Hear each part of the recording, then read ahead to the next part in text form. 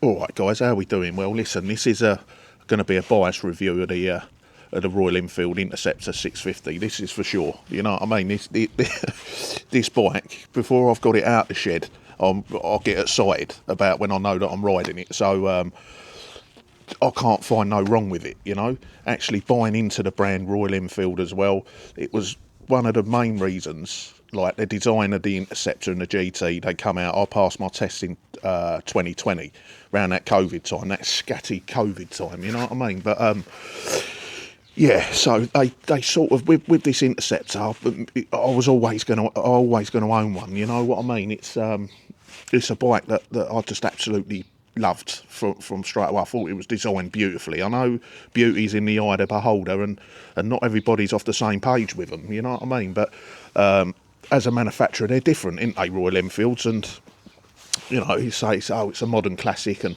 some people say, yeah, it's built to a budget, this, that and the other. Well, I think that's a load of old bollocks as well, because I've got a brand new Japanese bike in there that cost me 10 grand, and like the wheels on it are absolute made of chocolate. I took the wheels off of this. I've had this for 3 years now, this bike. I must admit, I ain't done loads and loads of miles on her, but I've done a few thousand. Changed the wheels the other day, the tyres, and the wheels on there are absolutely perfect. There aren't a mark on them, there really ain't. Yeah, I went for the Pirelli Scorpions, so it's all about the bear at the minute, innit? You know, they've got a Pirelli Scorpion copy on there, and I thought, well, I'll tell you what, if it works for the Bear 650, I think it'll work for the Interceptor. You know, I was after that sort of scrambler look anyway. A lot of people criticise me for upgrading my 120th edition because it's a rare bike, this, that and the other, load of old bollocks that. But at the end of the day, everything can be put back. I bought the bike to ride it, not to leave it looking at it in a shed or in a garage, you know what I mean? So this bike does get ridden. And like I say, it's a biased review, guys, because, you know, they did inspire me to sort of pass my motorbike test, Royal Enfield, with, and that was back in 2020, before they released. So I think they've released about 30 different bikes since then, haven't they? So, you know, credit where credit's due in my book. And yeah, my first bike was a Royal Enfield Himalayan 411, and it was a great bike to learn the road on and what have you, so for a first time passer. I'm glad I've done it, do you know what I mean? Even though it's hard work in the UK to do it. But listen, I would urge anyone to bite down on the bit and just get it done, you know what I mean? I think it's absolutely ridiculous you've got to jump through lit hoops to do it, but there we go. Listen, I ain't going to ramble on too much. There's loads of upgrades on this bike, but I'll do another video if anybody's interested in them. You know, this is just an owner's review, and yeah, an owner's bias review really. I want to start her up. She sounds gorgeous. I can't wait to get her out. It's a bit cold. Oh, leave off. Alright guys, well, join me back on the road. I'm going to go down to Bowens today. They've got an open day with a Bear 650. So yeah, something to do.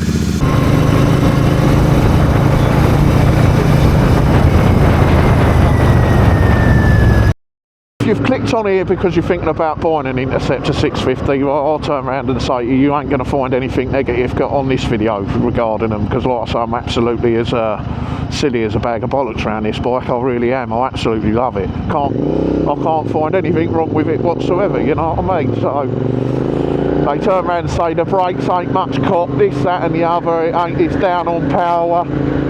But if you're looking at a Royal Enfield Interceptor 650 or any of the Royal Enfields, you're not looking at them for 160 miles an hour, are you?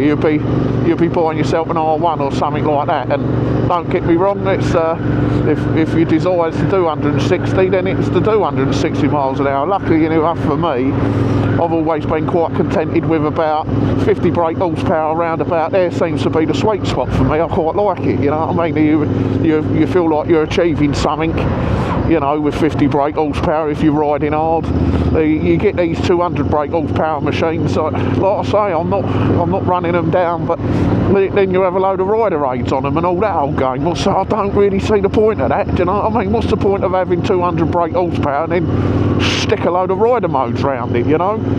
stop you from slipping out here and there and cornering ABS and all that old shit, you know. But this, I think you've just got ABS on this, and that's all she wrote for her, you know. That's all you need. You do feel like you're accomplishing something when you're on this machine, when you're riding it quite hard, you know. Though the R1 in second gear do this top end, you know what I mean? But it is what it is. Like I say, you can't sort of, you know, it's two wheels and an engine, in it, motorcycling. It's a funny old thing, really. There we go. I'm lucky. I've got 3 motorbikes, but the biggest brake horsepower that I've got in my garage is 70. I think about 74 brake horsepower. I think the Yamaha 10RA's got, and believe you me, that can get moving. That, and it's ample for me. But I've never rode this motorcycle and thought, you know what, I need more power. I've never felt that on this machine, you know. So yeah, I'm gonna switch off now, guys.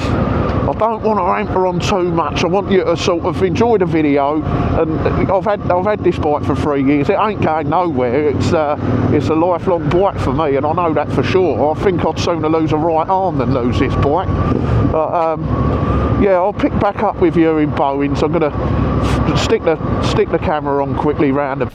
Well, right, yeah, just rejoin me. I've landed at Bowen Motos in Chatham.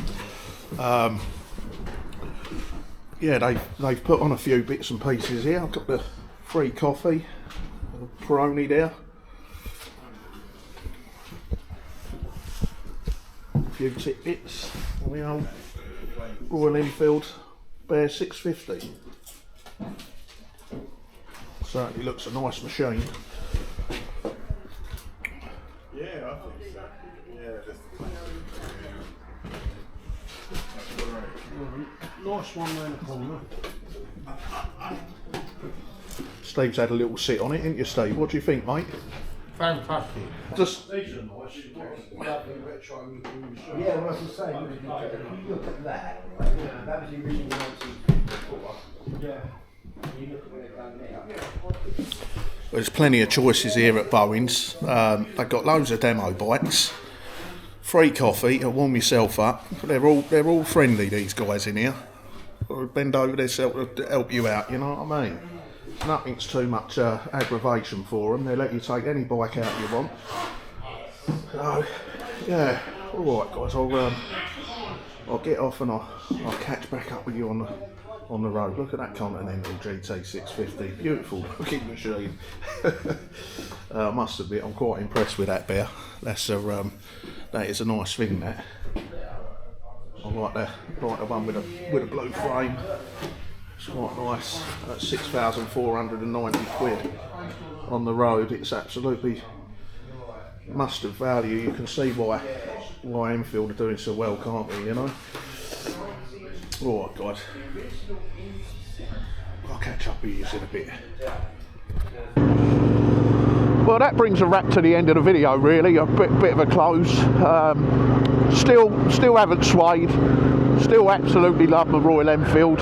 You know, nothing I say or anybody else says about them is going to make me think any otherwise. You know what I mean? So, what my advice to you guys: if you get to one of these Royal Enfield dealers, like, you know, somewhere like Bowen's in Chatham, if you're in Kent, they've got loads of demo bikes. Go and take one out, innit? Make up your own mind. You can get carried away now with all these influencers, and they tell you this and they tell you that. The best thing to do is just get your arse on one, innit? Have a go yourself, and you'll pretty much know from there. I would have thought maybe you might sort of still make a mistake. Some people have, I suppose, but at the end of the day, take one out for a ride, innit? They're good down there, them guys. You've got the team. I've had a chat with Kevin, Mark, and Ian. Yeah, very friendly lot, and nothing's too much to ask of them, really. So yeah, take it down, get yourself down there and take one out. I'm just going to get myself home now. The sun's come out. Absolutely gorgeous. The traffic seems to be flowing okay. There ain't no moans there. And as always, a sweet little ride on the Enfield, guys. cheers for logging on, especially if you got this far. Give us a like and subscribe, it'd be much appreciated. I'm going to try and do a few more videos. Nothing too mental, you know. Nothing too mad. I'll just ramble on about stuff that I find and stuff that, you know, is honest, you know what I mean? If I put something on my bike that don't work, I'll be telling you it don't work. It's as simple as that. Some of these guys now, you've got to be careful. They're getting paid by these third-party companies. You never know what art they're coming out with, is a load of shit or not, do you? You know? With a small YouTuber like myself, you're only going to get it how I see it, and that's as simple as that. I've always been the same all my life, mate. I just tell things as it is. But yeah, alright guys, well take care. And I've got a couple of videos to go out. I have bought some stuff off of AliExpress, some useful bits and pieces that I'm sure other people are finding quite useful, so I'm going to do a few little vlogs on that. And yeah, I'll catch you all guys later. Take care now.